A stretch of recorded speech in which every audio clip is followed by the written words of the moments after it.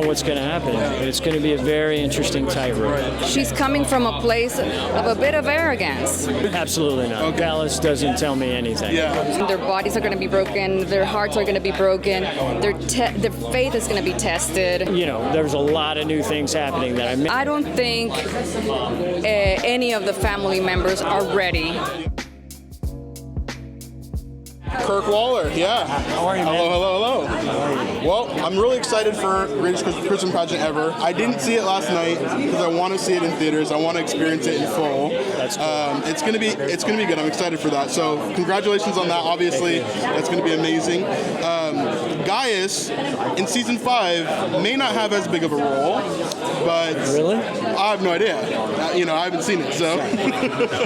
But my guess is that it's going to diminish a little bit because you've had your big climactic moment in season 4, which of course is amazing. A lot of people's favorite episodes, at least from my breakdowns and what I've been talking about online, is episode 4. I think it's one of the best written episodes, in my opinion. One of the best what? Best written episodes, in my opinion. Amazing. I think it's really, really solid. How do you go through that situation, and particularly with your family, who you don't have much screen time with? How do you kind of cultivate those relationships and really make it feel real there? I guess I'll start with the relationship. Yeah, it was the first time. I didn't even know I was going to have a wife. We don't know until we read the scripts. Right. So I didn't know Gaius' journey from the beginning, and I just learned it as everybody else does. But when I found out, I've got a wife. I've got 2 children from 2 different women. Okay.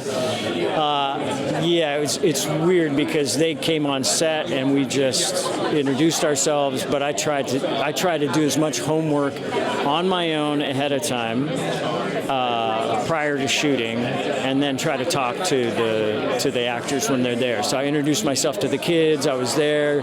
Wanted them to feel comfortable. So you try to build a relationship as best you can on the spot.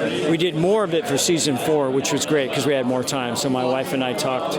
My wife on screen there talked about what happened and why I have 2 boys from 2 different.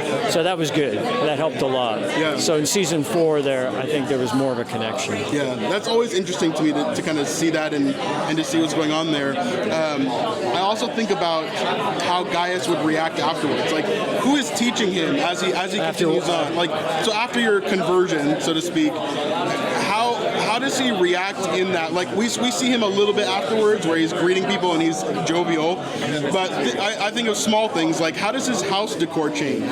Like, does he take Caesar out of his home? Is that allowed for him to do? Things like that. Have you thought about things like that? Absolutely, and it was interesting, and when I blew out the candles, because I'm praying to a pantheon of gods, and I blow out the candles, it's symbolic, right? So that's a great question. It's yet to be seen how Gaius walks that line, you know what I mean? Walks the line between being a believer and also still being Roman, because you take a holy sacrament with Rome too, and so I don't know what's going to happen. It's going to be a very interesting tightrope. Right. But I love seeing Gaius as this new leader figure, obviously coming from. So I'm right now. I'm going back through seasons 1 through 3 and doing deeper breakdowns on my channel, and so we're going through season 1. We're almost at the end of it right now, and so going back to your character back then is so interesting to see the journey. What's that interesting? I think it's interesting the way that you play him, because he's so gruff, and he is in season 2 and 3, but like we kind of love you by then, where like in season 1 we don't know what to think about you, like you're kind of a bully in episode 1, kind of pushing Matthew around a bit, and even in some of the other episodes, but then slowly we get to see this humanity kind of pop out of you, and so I love seeing that again, like reliving those moments. That's great. That's cool, man. When you were doing season 1 and 2 and 3, did you imagine this arc for him? Like, what did? Absolutely not. Okay. Gaius doesn't tell me anything. Yeah. We've been working together creatively and friends for over 25 years, but he literally doesn't tell me anything. Like the big announcements last night. Like, you couldn't tell me? I found out when everyone else did. It's what was your question again? Sorry. No, just how did you think about his arc over all the seasons? I didn't know. I didn't know. Yeah. So I took the journey along along with the audience. I did not know. Every year, I don't know until I read the scripts. So, like, when it came to season 3, I was like, there was a lot of new things happening, that I married, and I'm now building a relationship with Simon Peter, and I was really shocked by all of that. So how do you keep that cohesive throughout? Because it does feel like Gaius even in season 1. So how do you keep that cohesive throughout? If you didn't know, for example, in season 1, I have a wife and I have kids and all this stuff, I guess it's partially in the writing too, but how do you think about that? What do you mean? So, like, how do you make it feel like the same character, even though you don't have all the knowledge of that character from season 1? As an actor, I build a whole backstory. Okay. So I told myself I had a wife. Okay. That was part of my backstory. I don't go into too many specifics because it really doesn't reveal itself on screen anywhere. But you build a story, and it's and from that story you work. But then yes, you get more information from the writers as you start to read the scripts and as you go along.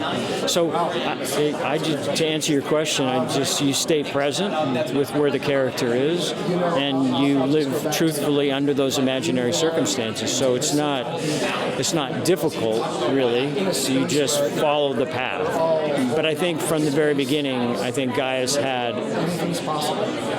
a respect for Matthew, because he's on the autistic spectrum, and my son has a friend who's on the spectrum.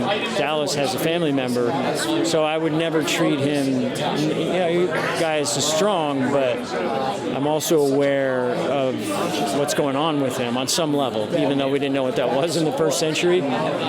He's different. And so if you work with somebody 8 hours a day, 5 days a week, you're going to have a relationship. You're not just going to be a jerk to them. So that's just slowly grown, and maybe perhaps part of the way I interpreted it, and then also inherent in the writing, which is exceptional. So it's those things. So you just take the journey. Right. Well, thank you for your time, Kirk. I appreciate it. Thank you, man. Yeah. Nice to meet you. Absolutely. Best of luck. Yeah, you too. Thank you. What's your name? Vanessa. My wife, Vanessa. You guys are all these husbands and wives that helps. Yeah, no worries. Hey, real quick, if you're enjoying this video and you want to see us making more content just like this, then you can help to support us over at snipesupport.com. This is a great place where you can pledge $5, $10, or $25 a month in order to help us to continue to make this level of videos and keep on doing what we do. Oftentimes YouTube is fickle, and sometimes it can be scary. Just last week, we saw that the Brosen was completely banned from YouTube and then slowly reinstated over the next day or so. This was terrifying for us, because if we get banned or our channel videos get taken down, that means that all the revenue from those videos and everything else is completely shut off for that period of time. And that could be a day or a week or a month, or in some cases I've seen on YouTube, years. And that's terrifying. So we want to be able to diversify and have you guys support our content in other places. Patreon is the best for this. So we'd love for you to go over there at snipesupport.com and sign up if you can. If not, no worries. But over on Patreon, you'll find extra content as well as our full live streams, which are often 3 hours weekly that we post only on Patreon. So anyway, let's get back to the video, but I wanted to thank you for your support and for even watching this video in the first place. Anyway, let's get back to it. Dallas wants to tell from script. Hello. How are you? Hi. Sorry. I was like, I thought you wanted me to hold it. No, it's okay. I'll hold it. How are you doing? I'm great. How are you? Doing very, very well. Good. Salome's character for season 5 and season 6, I think it's going to be quite interesting. Obviously, everybody's gathered for the next week in Jerusalem for Passover and dealing with all of that. I'm sure there are going to be pieces of that family dynamic, which I'm hoping to get from your sons and from your husband and everything else in the show. What are your thoughts on that? I don't think any of the family members are ready for what's coming at all. At all. They're in for an unsurmountable amount of pain, and for Mary Salome, she has so many lessons to learn. A lot. She's coming from a place of a bit of arrogance, and there's going to be a moment where she's going to be in her knees and understanding why this ask wasn't fulfilled. Right. You know? Right. And The boys have already received their slap on the wrist. yes. And Salome kind She of hasn't. No. And hers is going to be hard. It's going to be hard, but I think it will enable her to make the word, spread the word as she saw it. Yeah, because Salome biblically has a pretty interesting role. Yeah. Being there at the cross, helping with the burial maybe. There's some different things that happen with her throughout Scripture. And so it's really interesting to see her played out in this way where we're getting way more of an understanding. It's interesting because right now I'm going through seasons 1 through 3 again. And so seeing you interacting with Jesus and James and John and everything in the first season is so funny to see the future of what's going to happen and where the character goes. Yeah. What scares you about season 5 for your sons?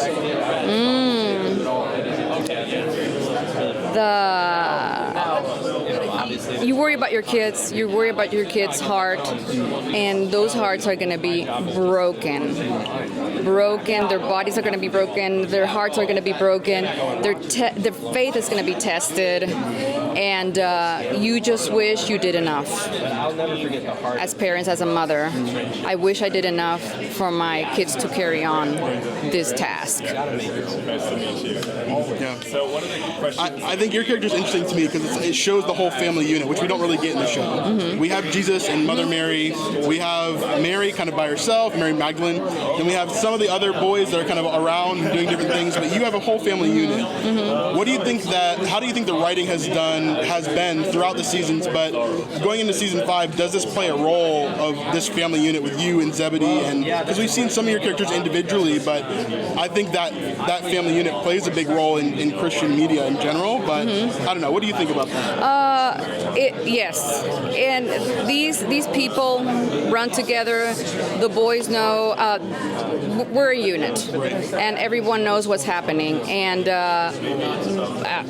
as Zebedee and I are observing, this is what our kids were meant to do, but yet we know something is not right.